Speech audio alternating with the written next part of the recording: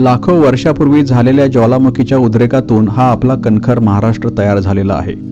ह्या उद्रेकातून बाहेर पडलेल्या लाव्हातून कठीण असे बेसॉल्ट म्हणजेच काळे अग्निजन्य खडकांचे सह्याद्रीमध्ये कातळाचे उभे कडे तयार झाले। ह्याच खडकात आपल्या पूर्वजांनी अनेक गडकोट किल्ले निर्माण केले। आज आपण अशाच एका किल्ल्याला भेट देणार आहोत। तो किल्ला आहे किल्ले हडसर। याला पर्वतगड असेही म्हणतात।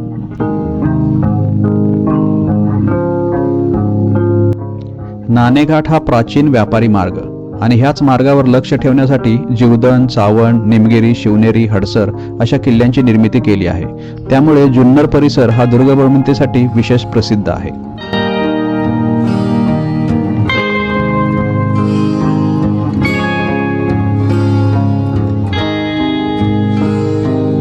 किल्ल्यावर जाण्याचे दोन मार्ग आहेत। यापैकी एक वाट राजदरवाजाची असून दुसरी वाट गावकऱ्यांनी त्यांच्या सोयीसाठी दगडात खुट्ट्या ठोकून बनवलेली आहे।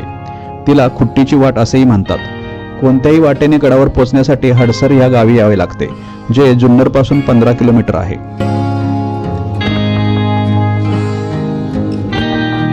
आजच्या ट्रेकची एक वेगळी खासियत म्हणजे आजचा ट्रेक हा चिखलमय ट्रेक आहे। सगळीकडे चिखल चिखल चिखल आणि हा चिखल तुडवत आम्ही मस्त, हे तर घनदाट जंगल आहे, तुम्ही बघू शकता एकदम मस्त। आणि ह्या जंगलात आपण आता पोचलोय। हे किल्ल्याच्या पायथ्याचं असलेलं जंगल। शिल्पा, हा चिखल तुडवत आम्ही वरती आलेलो आहोत। पहिली गोष्ट हा बाबांना रस्ता पण नाही माहिती। अरे बाबा, मी खुट्टीच्या वाटेनं आल्यामुळे। अरे चहा आणलं नाहीस तू? अरे बाबा, चहा कॉफीची काही व्यवस्था नाही आहे खरं तर ह्या मस्त गार वाऱ्यात आणि ह्या एकदम मस्त हिरव्यागार जंगलात एक जर का आपल्याला चहा कॉफी मिळाली असेल भारी वाटलं असतं, पण आता काय आहे, नाही आहे। आपण आता पोचलोय मस्तपैकी।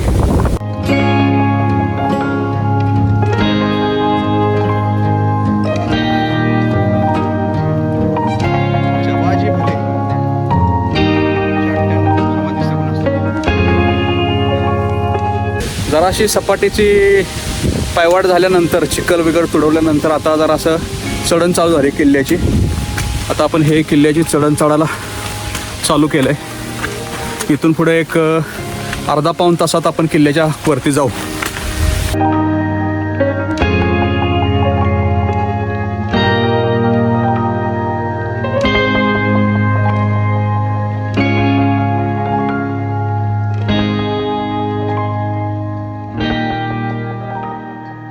आता आपण किल्ल्याच्या जो पायथा आहे, पायथा म्हणजे डोंगराचा पायथा, म्हणजे आपण ऑलरेडी एक भाग चढून वर आलोय। तर हा जो डोंगर आहे कातळ दिसतोय, ह्या कातळच्या खाली आपल्याला हे किल्ल्याची माहिती लावलेली दिसते। हे तर दोन फलक लावलेले आहेत। एक आहे हा इकडच्या बाजूला हडसर उर्फ पर्वतगड, ह्याला पर्वतगड असं पण नाव आहे।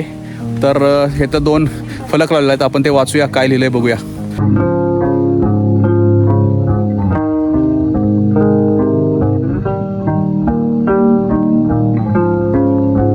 एक अर्धा कातळ चढल्यानंतर आपल्याला दगडी पायऱ्या लागतात रचलेल्या।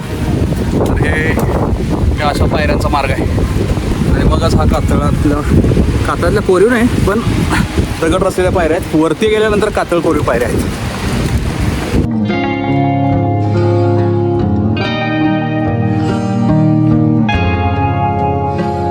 आता आपण कातळात कोरलेल्या पायऱ्या लागतात तिथं येऊन पोचलेलो आहे आणि आता आपण त्या पायऱ्यावरनं जाणार आहोत।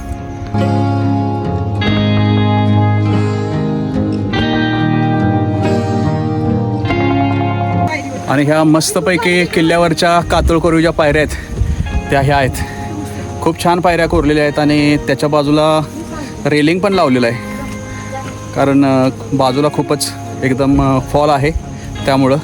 आणि हा हडसर किल्ल्याचा जो परिसर आहे तो हा दिसतोय। आता मस्तपैकी ऊन पडलंय, खूपच छान वातावरण झालंय।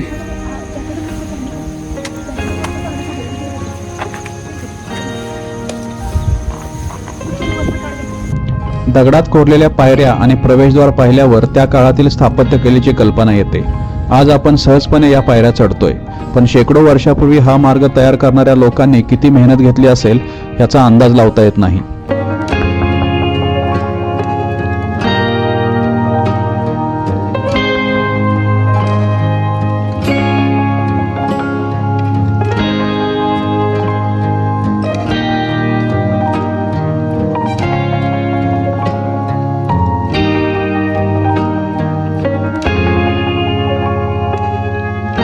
मंडळी, आता आपण हडसरचं जे किल्ल्याचं जे मुख्य आकर्षण म्हणू शकतो किंवा एक वैशिष्ट्य म्हणू शकतो, त्या वैशिष्ट्य आपण तिथं पोचलो आहे. हा म्हणजे किल्ल्याचा दरवाजा.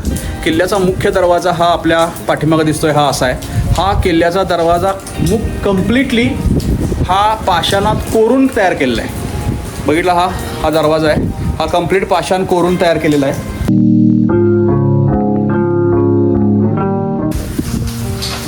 तर आपण हा बघतोय हडसर किल्ल्याचा दरवाजा, आणि ह्या दरवाजाच्याच बाजूला आपण प्रत्येक दरवाजाच्या किल्ल्याच्या दरवाजाच्या बाजूला बघतो जो सैनिकांसाठी देवडे असतात, राहण्याची व्यवस्था असते पहारेकऱ्यांसाठी, ती इथं अशी व्यवस्था आहे. आणि हा दरवाजा बघू शकतो, आणि हा पायऱ्या आहेत.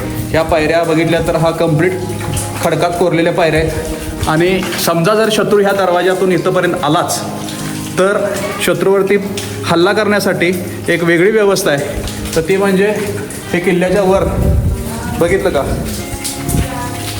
तर इथं आलेल्या माणसावरती सहजपणे वरून हल्ला होऊ शकतो. तर असे हे हडसर किल्ल्याचं वैशिष्ट्यपूर्ण महाद्वार आहे.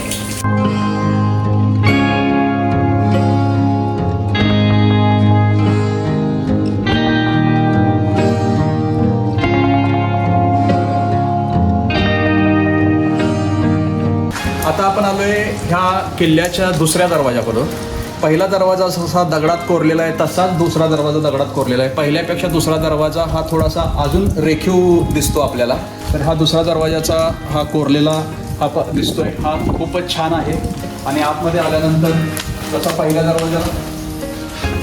पहिल्या दरवाजाला देवडे आहेत, तिथं पाठीमागे एकच देवडी होती, तर इथं 2 देवडे आहेत. आणि ह्या देवडीचं वैशिष्ट्य बघितलं तर इथं खांब पण चांगले, खूप चांगल्या पद्धतीनं रेखीव. म्हणून मी म्हटलं की पहिला दरवाजा थोडासा ओबडधोबड होता, पण दुसरा दरवाजा खूपच चांगला रेखीव दिसतोय. आणि हे चांगले खांब वगैरे कोरलेले आहेत, आणि ही सैनिकांसाठी जी असलेली जागा आहे. आणि आपण हा दरवाजा बघू शकतो. आपल्याला कुठल्याही किल्ल्यावर गेल्यानंतर आपल्याला बारकावा आपण बघायला पाहिजे खरं तर. आता इथे तुम्हाला एक बारकाव्याची गोष्ट सांगतो. आता इथं जे देवड्या बनवल्यात सैनिकांसाठी, तर त्याच्यावरती तुम्ही इथं बघितलं तर त्या देवड्याचं जे पाणी आहे, ह्याचं पाणी जे येतं आहे वरनं पावसाचं पाणी, ते डायरेक्ट पुढं देवड्याच्या समोर पडू नये म्हणून त्याने तशी खाच मारलेली आहे. ही खाच तुम्ही बघतो बघा, ही खाच मारलेली आहे बाहेर काढून, हे इकडच्या बाजूला पडते. तसंच हे इकडच्या देवडीला पण तसंच बनलेलं आहे. म्हणून वरनं पडणारच पावसाचं पाणी हे समोर न पडता दरवाजाच्या बाजूला पडा.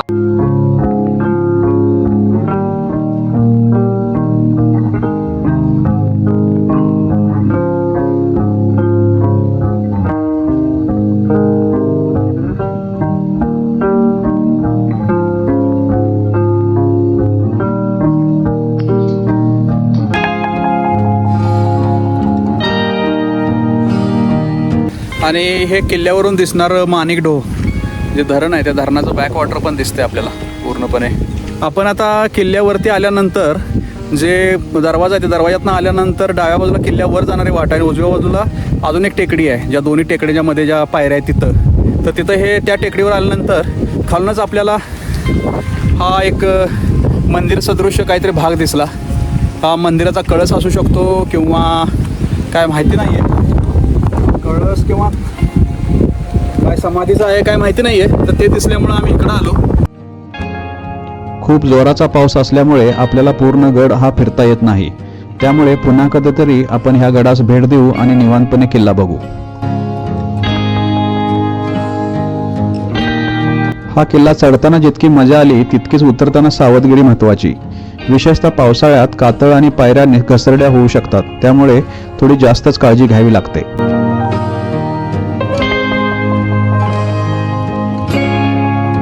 मंडळी, तुम्हाला ही हडसरची सफर कशी वाटली ते नक्की सांगा. पुन्हा भेटू एका नवीन व्हिडिओमध्ये. धन्यवाद.